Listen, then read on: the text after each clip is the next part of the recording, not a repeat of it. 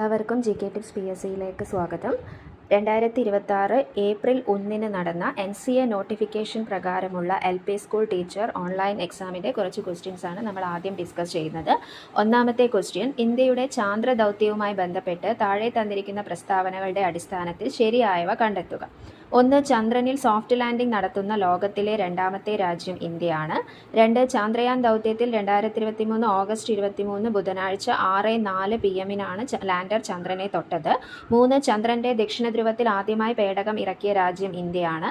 4. S. സോമനാഥാണ് ഇപ്പോഴത്തെ ISRO chairman. അപ്പോൾ ശരിയായ പ്രസ്താവനയാണ് ചോദിച്ചത്. Options A 1, 2, 3, B 1, 2, 4, C 1, 3, 4, D 2, 3, 4. ഇപ്പം ഇവിടെ ആൻസർ കൊടുത്തത് ഓപ്ഷൻ D 2, 3, 4 ആണ്. ഇപ്പം 2 ചന്ദ്രയാൻ ദൗത്യത്തിൽ 2023 ഓഗസ്റ്റ് 23 ബുധനാഴ്ച 6:04 PM ലാൻഡർ ചന്ദ്രനെ തൊട്ടത്. 3 ചന്ദ്രന്റെ ദക്ഷിണ ധ്രുവത്തിൽ ആദ്യമായി പേടകം ഇറക്കിയ രാജ്യം ഇന്ത്യയാണ്. 4 S. സോമനാഥാണ് ഇപ്പോഴത്തെ ISRO ചെയർമാൻ. നിലവിലെ ISRO ചെയർമാൻ ഡോക്ടർ V. നാരായണനാണ്. പക്ഷേ എക്സാം നോട്ടിഫിക്കേഷൻ 2025 ഇതിൽ ഓപ്ഷൻ പ്രകാരം S. സോമനാഥാണ് ഇപ്പോഴത്തെ ISRO ചെയർമാൻ എന്നുള്ളത് കറക്റ്റായിട്ടാണ് കൊടുത്തിരിക്കുന്നത്. ഇനി രണ്ടാമത്തെ ക്വസ്റ്റ്യൻ, വൈക്കം സത്യാഗ്രഹവുമായി ബന്ധപ്പെട്ട് തന്നിരിക്കുന്ന പ്രസ്താവനകളിൽ നിന്ന് ശരിയായ ഉത്തരം കണ്ടെത്തുക. 1. CV Kunhiraman, KP Keshava Menon, TK Madhavan തുടങ്ങിയ നേതാക്കളാണ് വൈക്കം സത്യാഗ്രഹത്തിന് നേതൃത്വം നൽകിയവർ. 2. വൈക്കം സത്യാഗ്രഹത്തിന് പരിഹാരം കാണുക എന്ന ലക്ഷ്യവുമായി ഗാന്ധിജി കേരള സന്ദർശനത്തിന് എത്തി. 3. സത്യാഗ്രഹവുമായി ബന്ധപ്പെട്ട് വൈക്കത്ത് നിന്ന് തിരുവനന്തപുരത്തേക്ക് മന്നത്ത് പത്മനാഭന്റെ നേതൃത്വത്തിൽ സവർണജാഥ സംഘടിപ്പിച്ചു. 4. ഗാന്ധിജി ഈ സമരത്തെ ആധുനിക കാലത്തെ മഹാത്ഭുതം എന്ന് വിശേഷിപ്പിച്ചു. ശരിയായ പ്രസ്താവനയാണ് ചോദിച്ചത്. Options A 2, 3, 4, B 1, 3, 4, C 1, 2, 4, D 1, 2, 3. Answer വരെ ഓപ്ഷൻ D ആണ് 1, 2, 3. CV Kunhiraman, KP Keshava Menon, TK Madhavan തുടങ്ങിയ നേതാക്കളാണ് വൈക്കം സത്യാഗ്രഹത്തിന് നേതൃത്വം നൽകിയവർ. വൈക്കം സത്യാഗ്രഹത്തിന് പരിഹാരം കാണുക എന്ന ലക്ഷ്യവുമായി ഗാന്ധിജി കേരള സന്ദർശനത്തിന് എത്തി. സത്യാഗ്രഹവുമായി ബന്ധപ്പെട്ട് വൈക്കത്ത് നിന്ന് തിരുവനന്തപുരത്തേക്ക് മന്നത്ത് പത്മനാഭന്റെ നേതൃത്വത്തിൽ സവർണജാഥ സംഘടിപ്പിച്ചു. ക്വസ്റ്റ്യൻ, സ്വദേശാഭിമാനി രാമകൃഷ്ണപിള്ളയുമായി ബന്ധപ്പെട്ട് തന്നിരിക്കുന്ന പ്രസ്താവനകളെ ശരിയായവ തിരഞ്ഞെടുക്കുക. 1. ദർപ്പണം, കേരള പഞ്ചിക, മലയാളി എന്നീ പത്രങ്ങളുടെ പത്രാധിപർ ആയിരുന്നു അദ്ദേഹം. 2. തിരുവിതാംകൂർ ദിവാൻ P. രാജഗോപാലാചാരി ഉൾപ്പെടെയുള്ളവരുടെ ഭരണത്തിലെ പോരായ്മകൾ അദ്ദേഹം തുറന്നു കാണിച്ചത് തിരുവിതാംകൂറിൽ നിന്ന് പുറത്താക്കുന്നതിന് കാരണമായി തീർന്നു. 3. 1916 ഏപ്രിൽ 26 കണ്ണൂരിൽ വെച്ച് അദ്ദേഹം മരണമടഞ്ഞു. 4. 1905 രാമകൃഷ്ണപിള്ളയെ ആറ്റിങ്ങൽ നിന്ന് ശ്രീമൂലം പ്രജാസഭയിലേക്ക് തെരഞ്ഞെടുത്തു. അപ്പോൾ സ്വദേശാഭിമാനി രാമകൃഷ്ണപിള്ളയുമായി ബന്ധപ്പെട്ട ശരിയായ പ്രസ്താവനകളാണ് ചോദിച്ചത്. Options A 1, 2, 3, B 2, 3, 4, C 1, 3, 4, D 1, 2, 4. Answer വരെ ഓപ്ഷൻ A ആണ് 1, 2, 3. ദർപ്പണം, കേരള പഞ്ചിക, മലയാളി എന്നീ പത്രങ്ങളുടെ പത്രാധിപർ ആയിരുന്നു അദ്ദേഹം. തിരുവിതാംകൂർ ദിവാൻ P. രാജഗോപാലാചാരി ഉൾപ്പെടെയുള്ളവരുടെ ഭരണത്തിലെ പോരായ്മകൾ അദ്ദേഹം തുറന്നു കാണിച്ചത് തിരുവിതാംകൂറിൽ നിന്ന് പുറത്താക്കുന്നതിന് കാരണമായി തീർന്നു. 1916 ഏപ്രിൽ 26 കണ്ണൂരിൽ വെച്ച് അദ്ദേഹം മരണമടഞ്ഞു. നാലാമത്തെ ക്വസ്റ്റ്യൻ, ഗാന്ധിജിയുമായി ബന്ധപ്പെട്ട് തന്നിട്ടുള്ള പ്രസ്താവനകളെ ശരിയായവ തിരഞ്ഞെടുക്കുക.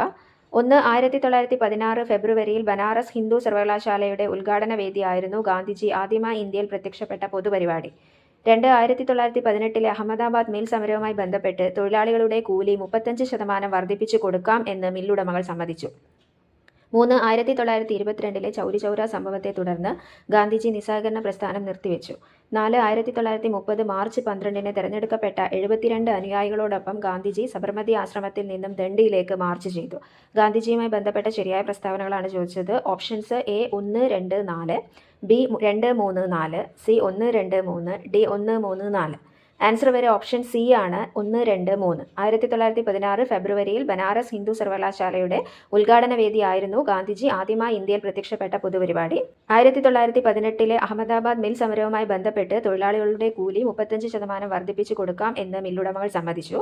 1922 ചൗരി ചൗര സംഭവത്തെ തുടർന്ന് ഗാന്ധിജി നിസ്സഹകരണ പ്രസ്ഥാനം നിർത്തിവെച്ചു. അഞ്ചാമത്തെ ക്വസ്റ്റ്യൻ, ഇന്ത്യയുടെ പ്രാചീന സംസ്കാരമായ ഹാരപ്പൻ സംസ്കാരത്തിന്റെ അവശിഷ്ടങ്ങൾ കണ്ടെത്തിയ കേന്ദ്രങ്ങളും അതിപ്പോൾ സ്ഥിതി ചെയ്യുന്ന സ്ഥലങ്ങളുടെയും ലിസ്റ്റിൽ നിന്ന് ശരിയായവ കണ്ടെത്തുക. 1. Cholistan Pakistan, 2. Banawali Haryana, 3. Dholavira Gujarat, 4. Shortugai Rajasthan. Options A 2, 3, 4, B 1, 2, 3, C 1, 3, 4, D 1, 2, 4. Answer വരെ ഓപ്ഷൻ B ആണ് 1, 2, 3. ചോലിസ്ഥാൻ പാകിസ്ഥാൻ, ബനവാലി ഹരിയാന, ധോളവീര ഗുജറാത്ത്. ആറാമത്തെ ക്വസ്റ്റ്യൻ, പ്രാചീന സംസ്കാരങ്ങളിൽ ഒന്നായ മെസപ്പൊട്ടേമിയൻ സംസ്കാരവുമായി ബന്ധപ്പെട്ട് തന്നിട്ടുള്ള പ്രസ്താവനകളിൽ ശരിയായവ തെരഞ്ഞെടുത്ത് എഴുതുക. 1. മെസപ്പൊട്ടേമിയയിലെ പ്രധാനപ്പെട്ട ഒരു ക്ഷേത്ര നഗരമായിരുന്നു ഉറൂക്ക്. 2. ഗിൽമേഷിന്റെ ഇതിഹാസം എന്ന ഗ്രന്ഥം മെസപ്പൊട്ടേമിയക്കാർക്ക് അവരുടെ ഗ്രാമീണ ജീവിതത്തിന്റെ പ്രാധാന്യം വെളിപ്പെടുത്തുന്നു. 3. മെസപ്പൊട്ടേമിയയിലെ ഒരു രാജകീയ തലസ്ഥാനമായിരുന്നു മാരി. 4. മെസപ്പൊട്ടേമിയൻ എഴുത്തുരീതി ക്യൂണിഫോം എന്നാണ് അറിയപ്പെടുന്നത്. Options A 1, 3, 4, B 2, 3, 4, C 1, 2, 3, D 1, 2, 4. Correct answer വരെ ഓപ്ഷൻ എ ആണ് 1, 3, 4. മെസപ്പൊട്ടേമിയയിലെ പ്രധാനപ്പെട്ട ഒരു ക്ഷേത്ര നഗരമായിരുന്നു ഉറൂക്ക്. മെസപ്പൊട്ടേമിയയിലെ ഒരു രാജകീയ തലസ്ഥാനമായിരുന്നു മാരി. മെസപ്പൊട്ടേമിയൻ എഴുത്തുരീതി ക്യൂണിഫോം എന്നാണ് അറിയപ്പെടുന്നത്. അപ്പോൾ ഈ ഹാരപ്പൻ സംസ്കാരത്തെക്കുറിച്ചും മെസപ്പൊട്ടേമിയൻ സംസ്കാരത്തെക്കുറിച്ചും നമ്മുടെ SCERT സീരീസിൽ ഉൾപ്പെടുത്തിയിട്ടുണ്ട്. 7ാമത്തെ ക്വസ്റ്റ്യൻ, ചൈനീസ് സംസ്കാരവുമായി ബന്ധപ്പെട്ട പ്രസ്താവനകളിൽ ശരിയായവ തിരഞ്ഞെടുക്കുക. 1. 1911 മാവോ സേതുങ്ങിന്റെ നേതൃത്വത്തിൽ ചൈനയിൽ ഒരു റിപ്പബ്ലിക് സ്ഥാപിച്ചു. 2. മാവോ സേതുങ് ആണ് ചൈനയിൽ മഹത്തായ സാംസ്കാരിക വിപ്ലവം ആവിഷ്കരിച്ചത്. 3. ദേശീയത, ജനാധിപത്യം, സോഷ്യലിസം എന്നിവയാണ് സൺ യാറ്റ് സെന്നിന്റെ 3 തത്വങ്ങൾ. 4. സൺ യാറ്റ് സെന്നിന്റെ ആശയങ്ങളാണ് കുമിങ്താങ് പാർട്ടിയുടെ ദർശനത്തിന്റെ അടിത്തറ. ശരിയായ പ്രസ്താവനയാണ് ചോദിച്ചത്. Options A 1, 2, 3, B 2, 3, 4, C 1, 3, 4, D 1, 2, 4. Answer വരെ ഓപ്ഷൻ ബി ആണ് 2, 3, 4. മാവോ സേതുങ് ആണ് ചൈനയിൽ മഹത്തായ സാംസ്കാരിക വിപ്ലവം ആരംഭിച്ചത്. ദേശീയത, ജനാധിപത്യം, സോഷ്യലിസം എന്നിവയാണ് സൺ യാറ്റ് സെന്നിന്റെ 3 തത്വങ്ങൾ. സൺ യാറ്റ് സെന്നിന്റെ ആശയങ്ങളാണ് കുമിങ്താങ് പാർട്ടിയുടെ ദർശനത്തിന്റെ അടിത്തറ. ഈ ദേശീയത, ജനാധിപത്യം, സോഷ്യലിസം എന്നീ 3 തത്വങ്ങൾ അടുപ്പിച്ചുള്ള 3ാമത്തെ എക്സാമിലാണ് ഇപ്പോൾ ചോദിക്കുന്നത്. 8ാമത്തെ ക്വസ്റ്റ്യൻ, സുഭാഷ് ചന്ദ്രബോസുമായി ബന്ധപ്പെട്ട ശരിയായ പ്രസ്താവന കണ്ടെത്തുക.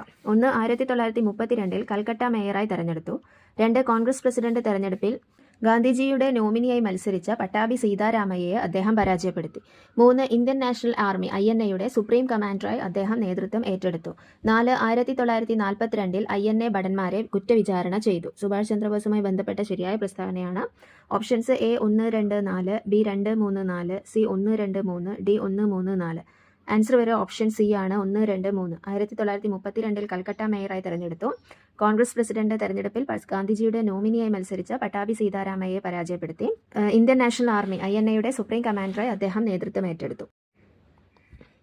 9ാമത്തെ ക്വസ്റ്റ്യൻ, താഴെ തന്നിരിക്കുന്ന പ്രസ്താവനകളിൽ നിന്ന് ശരിയായവ കണ്ടെത്തുക. 1. ഇന്റർനാഷണൽ കോൺഗ്രസിന്റെ ആദ്യ വനിതാ പ്രസിഡന്റ് ആനി ബസന്റ് ആണ്.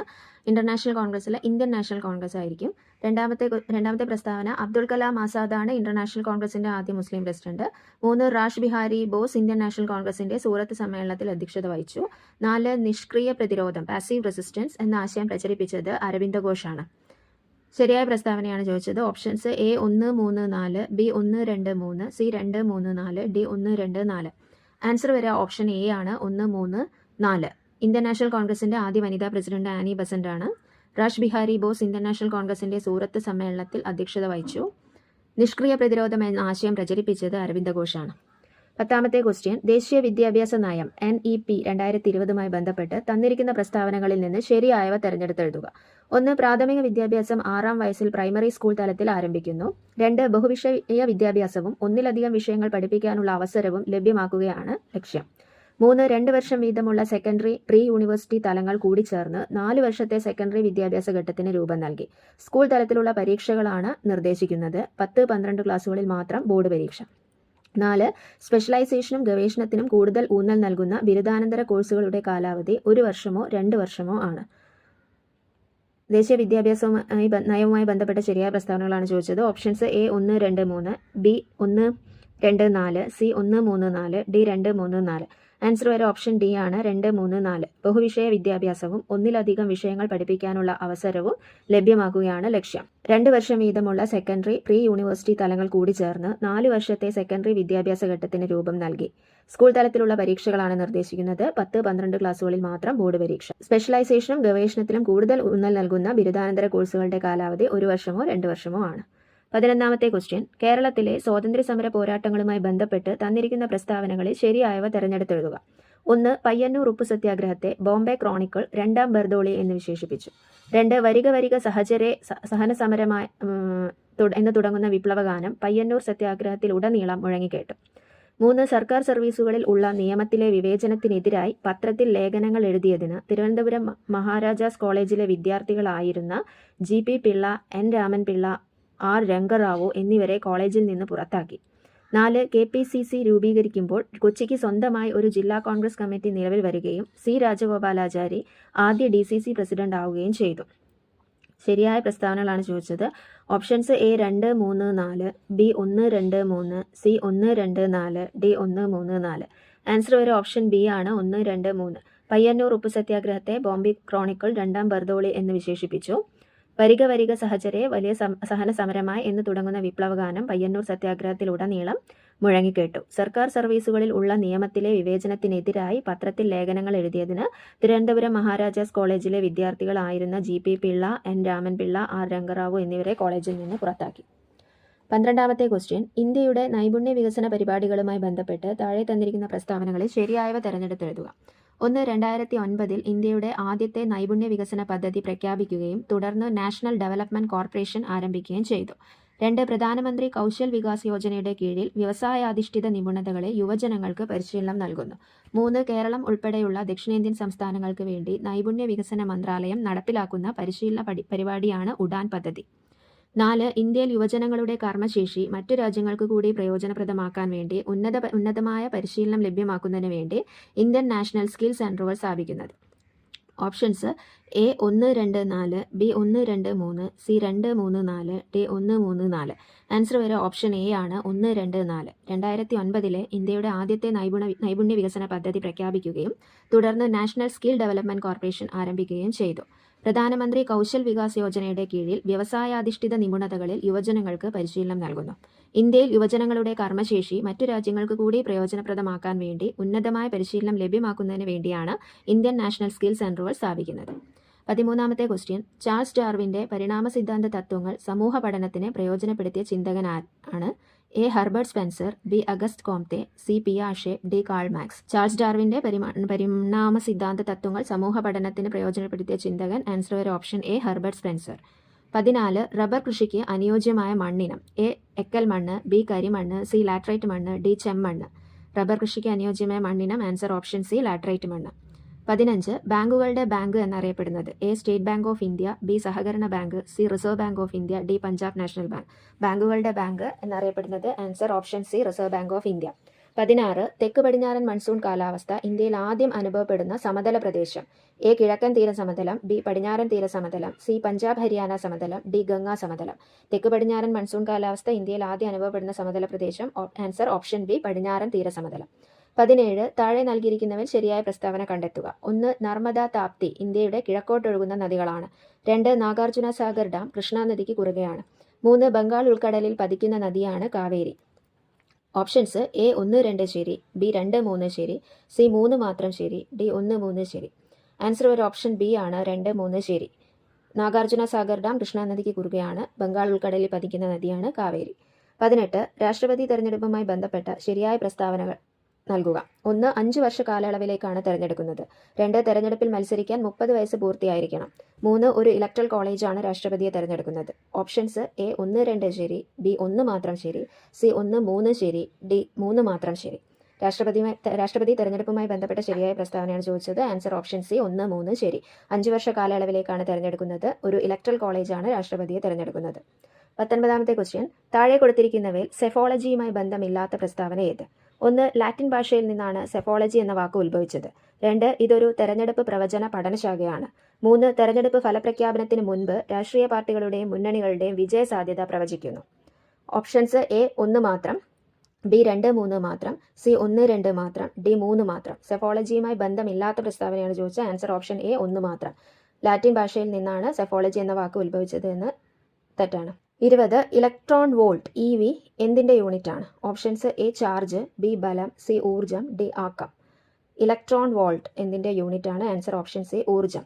21. താഴെ പറയുന്ന ചലന നിയമങ്ങളിൽ ഏതാണ് ജഡത്വവുമായി ബന്ധപ്പെട്ടിരിക്കുന്നത്? A 1-ാം ചലന നിയമം, B 2-ാം ചലന നിയമം, C 3-ാം ചലന നിയമം, D 4-ാം ചലന നിയമം. ജഡത്വവുമായി ബന്ധപ്പെട്ട ചലന നിയമം. ആൻസർ ഒരു ഓപ്ഷൻ A ആണ് 1-ാം ചലന നിയമം. 22. ഇലക്ട്രിക് അയൺ ബോക്സിൽ നടക്കുന്ന ഊർജ്ജ പരിവർത്തനം. A വൈദ്യുതോർജ്ജം രാസോർജ്ജം, B വൈദ്യുതോർജ്ജം താപോർജ്ജം, C താപോർജ്ജം വൈദ്യുതോർജ്ജം, D വൈദ്യുതോർജ്ജം മെക്കാനിക്കൽ ഊർജ്ജം. ഇലക്ട്രിക് അയൺ ബോക്സിൽ നടക്കുന്ന ഊർജ്ജ പരിവർത്തനം. ആൻസർ ഒരു ഓപ്ഷൻ B വൈദ്യുതോർജ്ജം താപോർജ്ജം. 23. മനുഷ്യർക്ക് കേൾക്കാവുന്ന ആവൃത്തിയുടെ പൊതുവായ ശ്രേണി. A 10 ഹെർട്സ് മുതൽ 25,000 ഹെർട്സ് വരെ, ബി 2 ഹെർട്സ് മുതൽ 2000 ഹെർട്സ് വരെ, സി 1 ഹെർട്സ് മുതൽ 1000 ഹെർട്സ് വരെ, ഡി 20 ഹെർട്സ് മുതൽ 20000 ഹെർട്സ് വരെ. മനുഷ്യർക്ക് കേൾക്കാവുന്ന ആവൃത്തിയുടെ പൊതുവായ ശ്രേണി. ആൻസർ ഓപ്ഷൻ ഡി 20 ഹെർട്സ് മുതൽ 20000 ഹെർട്സ് വരെ. 24. ഒഴുകുന്ന ഒരു ദ്രാവകത്തിന്റെ തൊട്ടടുത്ത പാളികൾക്കിടയിലുള്ള ആപേക്ഷിക ചലനത്തെ വിസ്കോസ് ബലം എങ്ങനെ ബാധിക്കുന്നു? എ സുഗമമാക്കുന്നു, ബി എതിർക്കുന്നു, സി ബാധിക്കുന്നില്ല, ഡി ചില വ്യവസ്ഥകളിൽ ബാധിക്കുന്നു. ഒഴുകുന്ന ഒരു ദ്രാവകത്തിന്റെ തൊട്ടടുത്ത പാളികൾക്കിടയിലുള്ള ആപേക്ഷിക ചലനത്തെ വിസ്കോസ് ബലം എങ്ങനെ ബാധിക്കുന്നു? ആൻസർ ഓപ്ഷൻ ബി എതിർക്കുന്നു. 25. മിന്നൽ രക്ഷാചാലകത്തിന്റെ ഉപയോഗം എന്ത്? എ വാർത്താവിനിമയം, ബി ഇടിയും മിന്നലും പ്രവചിക്കാൻ, സി ഇടിമിന്നലിൽ നിന്ന് കെട്ടിടങ്ങളെ സംരക്ഷിക്കാൻ, ഡി ഇവയൊന്നുമല്ല. മിന്നൽ രക്ഷാചാലകത്തിന്റെ ഉപയോഗം. ആൻസർ വരെ ഓപ്ഷൻ സി ഇടിമിന്നലിൽ നിന്ന് കെട്ടിടങ്ങളെ സംരക്ഷിക്കാൻ. 26. ഭൗമോപരിതലത്തിൽ ഒരു വസ്തുവിന്റെ ഭാഗം എന്നാണ് കൊടുത്തത്, ഭാരമാണ്. എം ആണെങ്കിൽ ചന്ദ്രനിൽ അതിന്റെ ഭാരം എന്തായിരിക്കും? Options A m/3, B m/6, C m/2, D m/4. Answer വരെ ഓപ്ഷൻ ബി ആണ് m/6. 27. ഒരു മെക്കാനിക്കൽ സ്രോതസ് 400 ഹെർട്സ് തരംഗങ്ങൾ അയക്കുന്നു. ഇത് 2.5 മീറ്റർ തരംഗദൈർഘ്യമുള്ള തരംഗങ്ങൾ ഉണ്ടാക്കുന്നു. എങ്കിൽ തരംഗത്തിന്റെ പ്രവേഗം എന്തായിരിക്കും? Options A 160 metre per second, B 100 metre per second, C 800 metre per second, D 1000 metre per second. Answer വരെ ഓപ്ഷൻ ഡി ആണ് 1000 മീറ്റർ പെർ സെക്കൻഡ്. തരംഗത്തിന്റെ പ്രവേഗം അല്ലെങ്കിൽ വെലോസിറ്റി കാണാനുള്ള ഇക്വേഷൻ വി = F/λ. എഫ് എന്ന് പറയുന്നത് ആവൃത്തിയാണ്. അപ്പം നമുക്ക് ഇവിടെ തന്നിരിക്കുന്ന ആവൃത്തി 400 ഹെർട്സ് ആണ്. ലാംഡ എന്ന് പറയുന്നത് തരംഗദൈർഘ്യമാണ്. ഇവിടെ തന്നിരിക്കുന്ന തരംഗദൈർഘ്യം 2.5 മീറ്റർ ആണ്. അപ്പോൾ ഇത് കൊടുത്തിട്ടുണ്ടെങ്കിൽ നമുക്ക് കിട്ടും V = 400 × 2.5 that's = 1000 metre per second. അപ്പോൾ ആൻസർ വരെ 1000 മീറ്റർ പെർ സെക്കൻഡ് ആണ്. Option D 1000 metre per second ആണ് ആൻസർ വരെ. 28ാമത്തെ ക്വസ്റ്റ്യൻ. താഴെ പറയുന്നവയിൽ ഏതാണ് താപനിലയുടെ ഒരു unit? A Fahrenheit, B degree, C metre, D second. താപനിലയുടെ യൂണിറ്റ്. ആൻസർ വരെ ഓപ്ഷൻ എ ഫാരൻഹീറ്റ്. 29. മൂന്നാമത്തെ ഷെല്ലിന് n = 3 സാധ്യമായ ഓർബിറ്റലുകളുടെ എണ്ണം. Options A 3, B 6, C 9, D 4. മൂന്നാമത്തെ ഷെല്ലിൽ സാധ്യമായ ഓർബിറ്റലുകളുടെ എണ്ണം. ആൻസർ വരെ ഓപ്ഷൻ സി 9 ആണ്. 30. താഴെ പറയുന്നവയിൽ അമ്ല സ്വഭാവമുള്ള ഓക്സൈഡ് ഏത്? A sodium oxide, B aluminium oxide, C carbon monoxide, D dichloro heptoxide. Answer വരെ ഓപ്ഷൻ ഡി ആണ് ഡൈക്ലോറോ ഹെപ്റ്റോക്സൈഡ് Cl2O7. 31. ഒരു വാതകത്തിന്റെ വ്യാപ്തവും താപനിലയും തമ്മിൽ ഉള്ള ബന്ധം സൂചിപ്പിക്കുന്ന നിയമം. ഓപ്ഷൻസ് എ ബോയിൽ നിയമം, ബി ചാൾസ് നിയമം, സി അവഗാഡ്രോ നിയമം, ഡി ഡാൾട്ടൺസ് നിയമം. ഒരു വാതകത്തിന്റെ വ്യാപ്തവും താപനിലയും തമ്മിലുള്ള ബന്ധം സൂചിപ്പിക്കുന്ന നിയമം. ആൻസർ ഓപ്ഷൻ ബി ചാൾസ് നിയമം. 32. വുഡ് സ്പിരിറ്റ് എന്നറിയപ്പെടുന്നത് ഏതാണ്? A methanol, B ethanol, C propanol, D butanol. Wood spirit എന്നറിയപ്പെടുന്നത്. Answer option A methanol. 33. Slaked ലൈമിന്റെ രാസനാമം എന്താണ്? Option A calcium carbonate, B calcium hydroxide, C calcium oxide, D calcium sulphate. Slaked ലൈമിന്റെ രാസനാമം. Answer option B calcium hydroxide. 34. Mercury ശുദ്ധീകരിക്കുന്ന പ്രക്രിയ ഏതാണ്? A ഉരുക്കി വേർതിരിക്കൽ, ബി ബാഷ്പതല ശുദ്ധീകരണം, സി സ്വേദനം, ഡി മോണ്ട് പ്രക്രിയ. മെർക്കുറി ശുദ്ധീകരിക്കുന്ന പ്രക്രിയ. ആൻസർ ഓപ്ഷൻ സി സ്വേദനം. 35. 4 ഗ്രാം സോഡിയം ഹൈഡ്രോക്സൈഡ് ജലത്തിൽ ലയിപ്പിച്ച് 500 ml ലായനി നിർമ്മിച്ചാൽ അതിന്റെ മൊളാരിറ്റി എത്രയാണ്? Options A 0.2, B -2, C 0.1, D -1. 4 gram sodium hydroxide ജലത്തിൽ ലയിപ്പിച്ച് 500 ml ലായനി നിർമ്മിച്ചാൽ അതിൻ്റെ മൊളാരിറ്റി. ആൻസർ വരെ ഓപ്ഷൻ എ ആണ്. ഇവിടെ നമ്മൾ ആദ്യം സോഡിയം ഹൈഡ്രോക്സൈഡിൻ്റെ തന്മാത്രാ ഭാരം കാണണം. ആ തന്മാത്രാ ഭാരം കണ്ടിട്ട് അതിൽ നിന്ന് മോളുകളുടെ എണ്ണം കിട്ടണം. അപ്പോൾ മോളുകളുടെ എണ്ണം കിട്ടാൻ മാസ് ബൈ മോളാർ മാസ് ആണ് ഇക്വേഷൻ. അപ്പം മാസ് നമുക്ക് ഇവിടെ തന്നിട്ടുണ്ട് 4 ഗ്രാം എന്ന്. മോളാർ മാസ് കിട്ടണം. മോളാർ മാസാണ് തന്മാത്രാ ഭാരം. അത് കാണാനുള്ള മെത്തേഡ് സോഡിയത്തിൻ്റെ അറ്റോമിക നമ്പർ പ്ലസ് ഓക്സിജൻ്റെ അറ്റോമിക നമ്പർ പ്ലസ് ഹൈഡ്രജൻ്റെ അറ്റോമിക നമ്പർ. സോഡിയം ഹൈഡ്രോക്സൈഡ് ആണ്, NaOH ആണ്. അപ്പോൾ sodium 23 sodium plus 16 oxygen plus 1 hydrogen. അതെല്ലാം കൂടെ ആഡ് ചെയ്താൽ നമുക്ക് 40 ഗ്രാം പെർ മോള് കിട്ടും. ഇതിൽ നിന്നും നമ്മൾ മോളുകളുടെ എണ്ണം കണ്ടുപിടിക്കാം. മാസ് ബൈ മോളാർ മാസ്, അതായത് 4 ഗ്രാം ബൈ 40 ഗ്രാം. അത് ചെയ്യുമ്പോൾ നമുക്ക് ആൻസർ 0.1 മോൾ കിട്ടും. ഇനി നമുക്ക് ലായനിയുടെ വ്യാപ്തം തന്നിട്ടുണ്ട്. അത് 500 ml ആണ്. അതിനെ ലിറ്ററിലേക്ക് ആക്കുമ്പോൾ 0.5 ലിറ്റർ കിട്ടും. ഇനി മൊളാരിറ്റി കാണാനുള്ള ഇക്വേഷൻ മോളുകളുടെ എണ്ണം ബൈ വ്യാപ്തമാണ്. അതായത് മോളുകളുടെ എണ്ണം നമുക്ക് കിട്ടി 0.1 മോൾ ബൈ വ്യാപ്തം നമ്മൾ ലിറ്ററിൽ കണ്ടു 0.5 ലിറ്റർ. അപ്പോൾ നമുക്ക് ഇത് ചെയ്യുമ്പം ആൻസർ കിട്ടുക 0.2 മോളാണ്. അതായത് ആൻസർ വരെ ഓപ്ഷൻ എ 0.2. ഇനി 36ാമത്തെ ക്വസ്റ്റ്യൻ 2022 രസതന്ത്രത്തിന് നോബൽ സമ്മാനം നേടിയത് ആരാണ്? A. Carolyn R Bertozzi, B. K. Barry Sharpless, C. Morten Meldal, D. All of the above. 2022 രസതന്ത്രത്തിന് നോബൽ സമ്മാനം നേടിയത് ആൻസർ വരെ ഓപ്ഷൻ ഡി ആണ്, ഓൾ ഓഫ് ദി എബവ്. അതായത് Carolyn R Bertozzi, K. Barry Sharpless, Morten Meldal ഇവർക്ക് എല്ലാവർക്കും 2022 രസതന്ത്രത്തിന് Nobel സമ്മാനം ലഭിച്ചിട്ടുണ്ട്. 37ാമത്തെ ക്വസ്റ്റ്യൻ നാഷണൽ സയൻസ് ഡേ ആചരിക്കുന്നത് ഏത് ശാസ്ത്രജ്ഞന്റെ കണ്ടുപിടുത്തവുമായി ബന്ധപ്പെട്ടാണ്? Options A. Isaac Newton, B. C. V. Raman, C. Albert Einstein, D. Marie Curie. National science day ആചരിക്കുന്നത് ആൻസർ വരെ option B. C. V. Raman. 38 vitamin എയുടെ തുടർച്ചയായ അഭാവം മൂലം നേത്രാവരണവും കോർണിയയും വരണ്ട് കോർണിയ അതാര്യമായി തീരുന്ന അവസ്ഥ.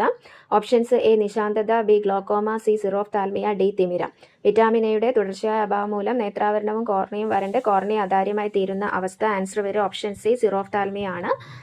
കണ്ണ് എന്ന് പറയുന്ന വീഡിയോയിൽ നമ്മൾ അതിനെക്കുറിച്ച് ഡീറ്റെയിൽ ആയിട്ട് ചെയ്തിട്ടുണ്ട്. 39ാമത്തെ ക്വസ്റ്റ്യൻ ലോകത്തിൽ ഏറ്റവും കൂടുതലായി കാണപ്പെടുന്ന സസ്യവർണ്ണകം ഏത്? എ. Xanthophyll, B. ഹരിതകം എ, സി. ഹരിതകം ബി, ഡി. കരോട്ടിനോയിഡുകൾ. ലോകത്തിൽ ഏറ്റവും കൂടുതലായി കാണപ്പെടുന്ന സസ്യവർണ്ണകം ആൻസർ വരെ ഓപ്ഷൻ ബി. ഹരിതകം എ. 40 താഴെ തന്നിട്ടുള്ളവയിൽ കോശസ്തരത്തിന് ചുറ്റി കോശഭിത്തിയില്ലാത്ത പ്രോകാരിയോട്ട് കോശം ഏത്? Options A. Bacteria, B. നീലഹരിത alga, C. Mycoplasma, D. Pleuropneumonia പോലുള്ള ജീവികൾ. കോശസ്തരത്തിനെ ചുറ്റി കോശഭിത്തി ഇല്ലാത്ത പ്രോകാരിയോട്ടാണ് ചോദിച്ചത്. ആൻസർ വരെ ഓപ്ഷൻ സി. മൈക്കോപ്ലാസ്മ. 41 മനുഷ്യനിൽ ക്രോമസോം നമ്പർ 14 ജീനിന്റെ തകരാറ് മൂലം ഉണ്ടാകുന്ന രോഗം. Option A. Alzheimer's, B. Melanoma, C. Sickle cell anaemia, D. Phenyl ketone urea. Chromosome number 14 ജീനിന്റെ തകരാറ് മൂലം ഉണ്ടാകുന്ന രോഗം. ആൻസർ വരെ ഓപ്ഷൻ എ ആണ്, അൽഷിമേഴ്സ്. ജീനുകൾ എന്ന് പറയുന്ന വീഡിയോയിൽ ജനിതക രോഗങ്ങൾ എന്ന് പറയുന്ന വീഡിയോയിൽ അതിനെക്കുറിച്ച് വീഡിയോ ചെയ്തിട്ടുണ്ട്. ഇനി 42ാമത്തെ ക്വസ്റ്റ്യൻ പാൻക്രിയാസിന്റെ ബഹിർസ്രാവി ഭാഗത്ത് പ്രവർത്തിച്ച് ജലം, ബൈകാർബണേറ്റ് അയോണുകൾ എന്നിവയുടെ ഉൽപ്പാദനത്തെ ഉത്തേജിപ്പിക്കുന്ന hormone. Option A. Gastrin, B. Secretin, C. Cholecystokinin, D. Gastric inhibitory peptide. പാൻക്രിയാസിന്റെ ബഹിർസ്രാവി ഭാഗത്ത് പ്രവർത്തിച്ച് ജലം, ബൈകാർബണേറ്റ് അയോണുകൾ എന്നിവയുടെ ഉൽപ്പാദനത്തെ ഉത്തേജിപ്പിക്കുന്ന ഹോർമോൺ. ആൻസർ വരെ ഓപ്ഷൻ ബി. സെക്രീറ്റിൻ. 43 തന്നിരിക്കുന്നവയിൽ 3 സൂക്ഷ്മ പോഷകങ്ങൾക്ക് അഥവാ ട്രേസ് മൂലകങ്ങൾക്ക് ഉദാഹരണമായി വരുന്നത്. എ. ഇരുമ്പ്, manganese, copper, B. Carbon, hydrogen, oxygen, C. Boron, calcium, sulphur, D. Nickel, sulphur, potassium. സൂക്ഷ്മ പോഷകങ്ങൾ അഥവാ ട്രേസ് മൂലകങ്ങൾക്ക് ഉദാഹരണം. ആൻസർ ഓപ്ഷൻ എ ആണ്, ഇരുമ്പ്, മാംഗനീസ്, കോപ്പർ. 44 ജനിതക എഡിറ്റിംഗിനായി ഉപയോഗിക്കുന്ന ഏറ്റവും കാര്യക്ഷമമായ ജനിതക കത്രിക. Option A. ECORI, B. BAMHI, C. HI and Hind second, D. CRISPR CAS9. ജനിതക എഡിറ്റിംഗിനായി ഉപയോഗിക്കുന്ന ഏറ്റവും കാര്യക്ഷമമായ ജനിതക കത്രിക. ആൻസർ ഓപ്ഷൻ ഡി ആണ്, CRISPR CAS9. 45 ആരാണ് ഇന്ത്യയുടെ മില്ലറ്റ് മാൻ എന്നറിയപ്പെടുന്നത്? Option A. Professor Khadervali, B. Nekram Sharma, C. KV Rama Subbareddy, D. Doctor Swapna Ronanki. ഇന്ത്യയുടെ millet man. Answer option A. Khadervali. SCRT സീരീസിൽ 6ാം ക്ലാസ്സിലെ സോഷ്യൽ സയൻസിലെ 2ാമത്തെ പാഠത്തിൻ്റെ തുടർച്ച. പുരാതന ഗ്രീക്ക് സംസ്കാരത്തെക്കുറിച്ച് വിവരങ്ങൾ ലഭിക്കുന്ന ഇതിഹാസ കാവ്യങ്ങളാണ് ഇലിയഡ്, ഒഡീസി എന്നിവ. അത് രചിച്ചത് ഹോമറാണ്. ഇലിയഡ് ഗ്രീക്കുകാർ ട്രോയി നഗരത്തിന് നേരെ നടത്തിയ യുദ്ധത്തിൻ്റെ കഥയാണ് ഇലിയഡ്. ട്രോയി നഗരവുമായുള്ള വർഷങ്ങൾ നീണ്ട യുദ്ധത്തിന് ശേഷം ഗ്രീക്ക് സൈന്യത്തിന് വിജയിക്കാനായില്ല. അവർ ഒരു കൂറ്റൻ മരക്കുതിരയുണ്ടാക്കി ഏറ്റവും മികച്ച പോരാളികളെ കുതിരയ്ക്കുള്ളിലാക്കിയ ശേഷം ട്രോയി നഗരത്തിന്റെ വഴിയിൽ ഉപേക്ഷിച്ച് പിൻവാങ്ങി. തോൽവി സംബന്ധിച്ച ഗ്രീക്കുകാർ നൽകിയ സമ്മാനമാണ് ആ മരക്കുതിരയെന്ന് ട്രോജന്മാർ കരുതി. വിജയലഹരിയിൽ ട്രോജന്മാർ കുതിരയെ വലിച്ച് നഗരത്തിനുള്ളിലേക്ക് കൊണ്ടുവന്നു. രാത്രി എല്ലാവരും ഉറങ്ങിക്കഴിഞ്ഞപ്പോൾ കുതിരയ്ക്കുള്ളിൽ നിന്നും ഭടന്മാർ പുറത്തിറങ്ങി. കടലിൽ ഒളിച്ചു കിടക്കുകയായിരുന്ന ഗ്രീക്ക് കപ്പലുകൾ ട്രോയിലേക്ക് ഇരച്ചുകയറി. പ്രഭാതത്തിൽ ട്രോയ് നഗരം നാമാവശേഷമായി തീർന്നു. ഇതാണ് ഇലിയഡ്. ഇനി അടുത്തത് പറയുന്നത് പേർഷ്യൻ സാമ്രാജ്യത്തെക്കുറിച്ചാണ്. ഇറാൻ പേർഷ്യൻ സാംസ്കാരിക പൈതൃകം ഉൾക്കൊള്ളുന്നു. അക്കാലത്ത് നിലനിന്നിരുന്ന സാമ്രാജ്യങ്ങളിൽ ഏറ്റവും പ്രധാനപ്പെട്ടതായിരുന്നു പേർഷ്യൻ സാമ്രാജ്യം. വ്യത്യസ്ത ഭൂപ്രദേശങ്ങൾ ഈ സാമ്രാജ്യത്തിന്റെ ഭാഗമായിരുന്നതിനാൽ വൈവിധ്യമാർന്ന സംസ്കാരവും ഭാഷയും പാരമ്പര്യവും ഒത്തുചേർന്നതായിരുന്നു പേർഷ്യൻ സാമ്രാജ്യം. പെരിസെപ്പോളിസ് ആയിരുന്നു ഈ സാമ്രാജ്യത്തിന്റെ തലസ്ഥാനം. അപ്പോൾ പേർഷ്യൻ സാമ്രാജ്യത്തിന്റെ തലസ്ഥാനമായിരുന്നു പെരിസെപ്പോളിസ്. ഇറാൻ പേർഷ്യൻ സാമ്രാജ്യത്തിന്റെ ഒരു ഭാഗമായിരുന്നു. ഇനി പേർഷ്യൻ ഭരണ സംവിധാനം. പേർഷ്യൻ സാമ്രാജ്യത്തിലെ പ്രമുഖ ഭരണാധികാരികളായിരുന്നു സൈറസും ദാരിയസ് ഒന്നാമനും സെർക്സിസും. ദാരിയസ് ഒന്നാമനും സെർക്സിസും പേർഷ്യൻ സാമ്രാജ്യത്തിലെ പ്രമുഖരായ ഭരണാധികാരികളായിരുന്നു. പേർഷ്യൻ ഭരണ സംവിധാനം ഭരണസൗകര്യത്തിനായി വിശാലമായ സാമ്രാജ്യത്തെ നിരവധി സത്രബി പ്രവിശ്യകളായി വിഭജിച്ചിരുന്നു. സത്രബ് എന്നറിയപ്പെട്ടിരുന്ന ഗവർണർമാരുടെ കീഴിലായിരുന്നു സത്രപികൾ. സത്രപ്മാർ രാജാവിൻ്റെ നിയമങ്ങളും നികുതി സമ്പ്രദായങ്ങളും സത്രപികളിൽ നടപ്പിലാക്കി. ഇനി പേർഷ്യയിലാണ് സരതുഷ്ട ദർശനം രൂപം കൊണ്ടത്. സരതുഷ്ട ദർശനം, സരതുഷ്ടയാണ് സ്ഥാപകൻ. അഹുരമസ്ത എന്ന് വിളിക്കപ്പെട്ട ഏകദൈവത്തിൽ വിശ്വസിച്ചു.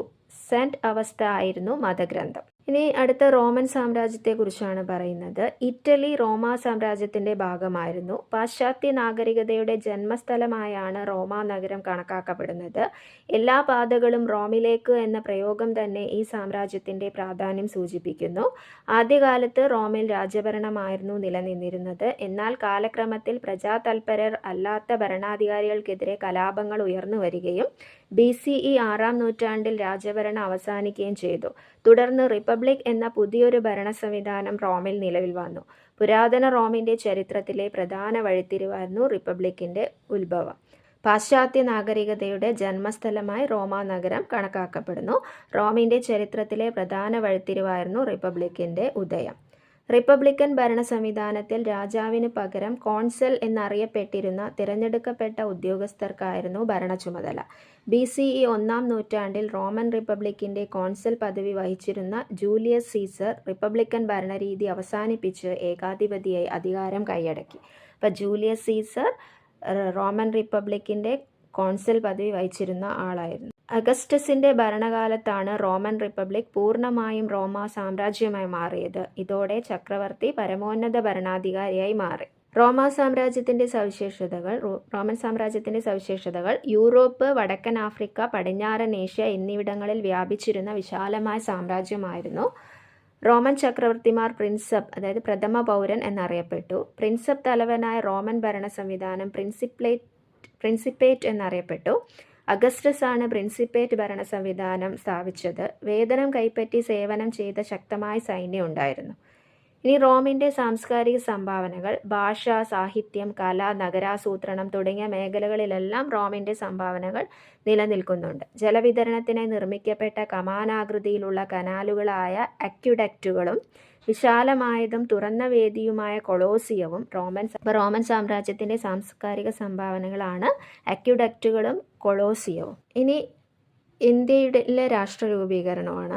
സിന്ധു നദിയുടെയും പോഷക നദികളുടെയും തീരങ്ങളിൽ നിലനിന്നിരുന്ന ഹാരപ്പൻ സംസ്കാരത്തെക്കുറിച്ച് നമ്മൾ കേട്ടിട്ടുണ്ട്. ഹാരപ്പൻ സംസ്കാരത്തിൻ്റെ തകർച്ചയ്ക്ക് ശേഷം ഏകദേശം 1500 BCയോടെ ആര്യന്മാർ ഇന്ത്യൻ ഉപഭൂഖണ്ഡത്തിൻ്റെ വടക്ക് പടിഞ്ഞാറുള്ള സപ്തസിന്ധു പ്രദേശങ്ങളിൽ അധിവാസമുറപ്പിച്ചു.